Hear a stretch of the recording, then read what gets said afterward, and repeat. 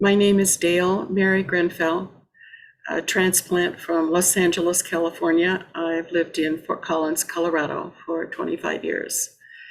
I've been a genealogy buff since I was old enough to ask questions, and over the years gathered a whole lot of information on my family history, both paternal and maternal. Much of it has been a source of pride and a warm sense of connection. However, a few years ago, I discovered that my great-great-grandfather, Richard Malcolm Johnston, had enslaved a man by the name of Lucius Henry Holsey. A little atypical, Holsey lived in the house with the Johnston family, and by accounts from both men, they became good friends.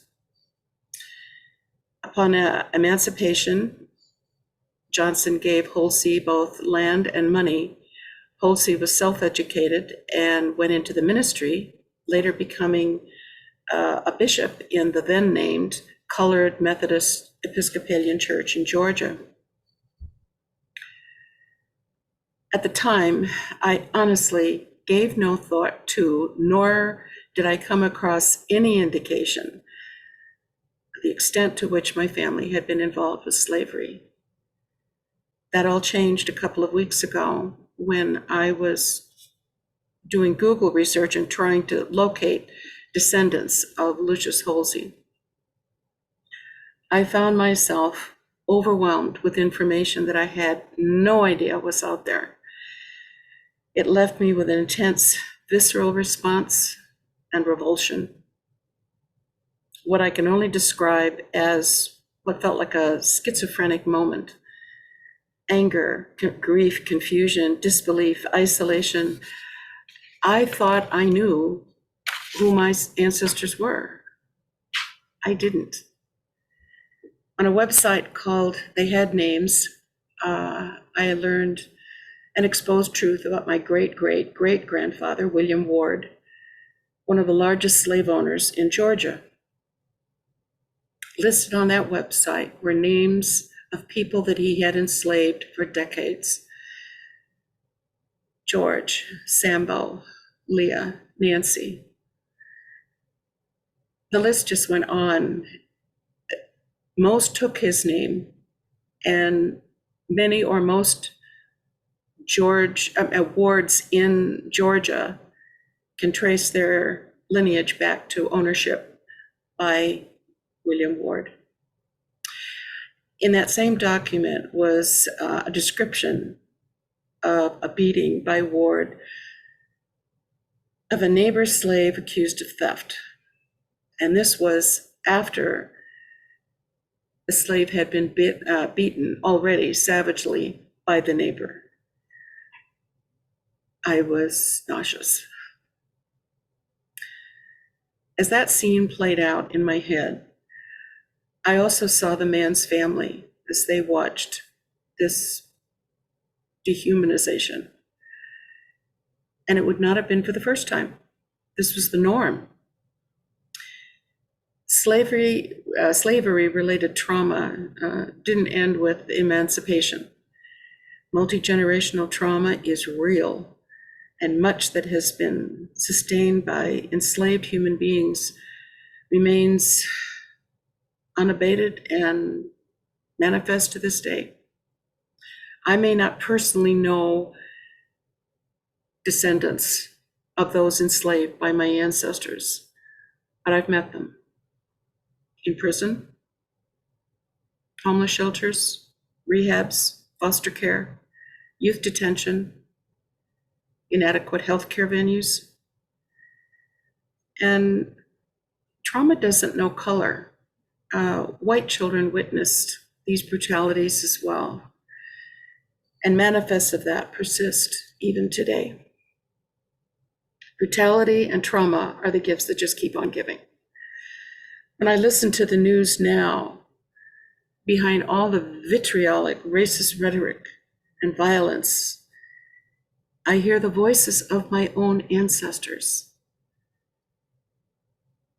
And I see the instruments of torture that they created now in the hands of people who want to use them again. Revelations didn't end with the Wards and the Johnstons.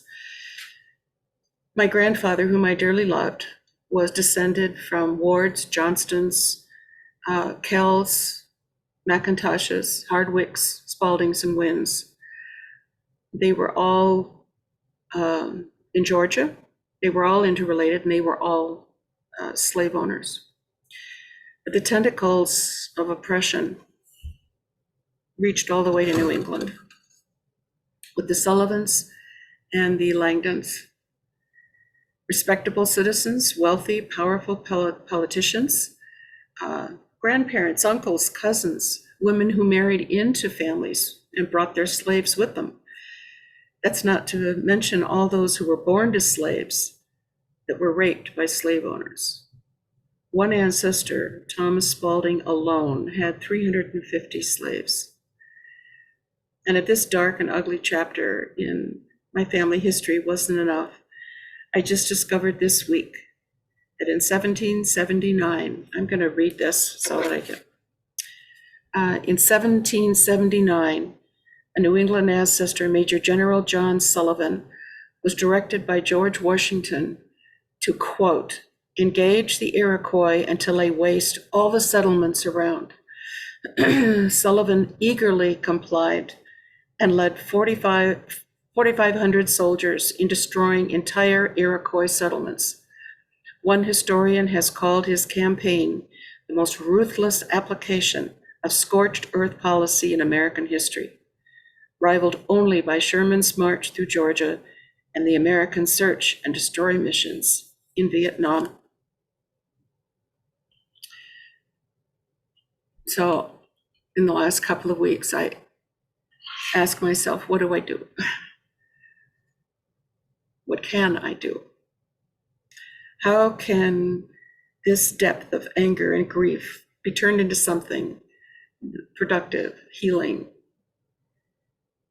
I don't have a lot in the form of an estate, and I have 3 children, but I am in the process of amending my will to include programs, reparative programs.